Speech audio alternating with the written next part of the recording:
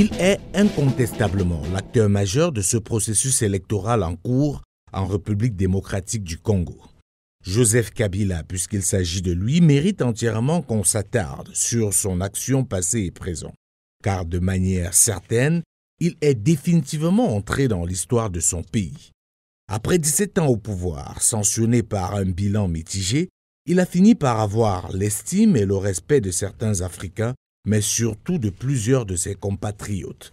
Alors que tout le monde disait qu'il est impossible pour la République démocratique du Congo de financer seule ses élections, Joseph Kabila, déterminé à mettre fin, ou au moins à réduire l'influence de l'Occident dans son pays, a décidé contre toute attente, et malgré les pressions, de faire financer l'entièreté du processus électoral par son pays. Une décision qui lui a valu plusieurs critiques, du fait notamment des différents reports de l'élection. Mais il est resté droit dans ses bottes, convaincu par sa démarche.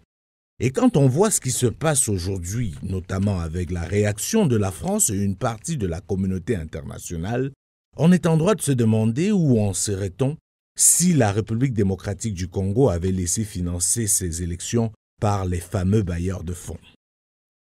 Comme on le sait, qui paye commande. Et pour l'Occident, même sans payer, on veut quand même commander. Qu'on l'aime ou pas, cette décision de Joseph Kabila doit être saluée. Car, une fois de plus, la crise actuelle en République démocratique du Congo n'est pas seulement une crise post-électorale. C'est même davantage une crise de souveraineté.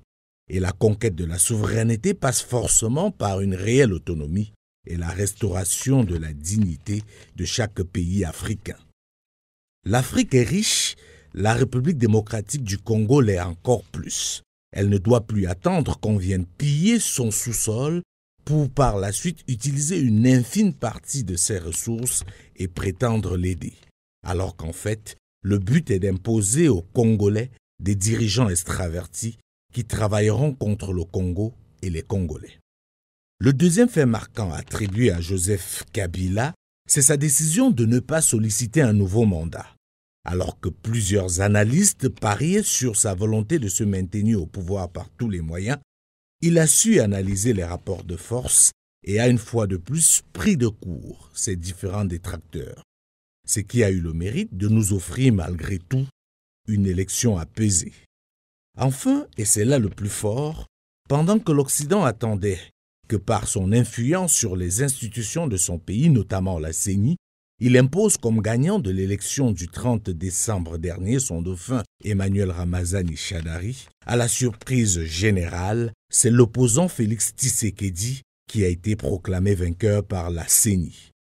Un scénario que beaucoup n'avaient pas envisagé et qui a du mal à passer pour ceux qui ont travaillé dans l'ombre et en surface pour un autre scénario. Quoi qu'il en soit, Joseph Kabila intrigue, au point où une question s'impose à nous. Joseph Kabila, véritable patriote ou juste fin stratège? À chacun de se faire une idée au regard de l'histoire de la République démocratique du Congo, mais surtout de ce qui se passe actuellement dans ce pays et même en dehors.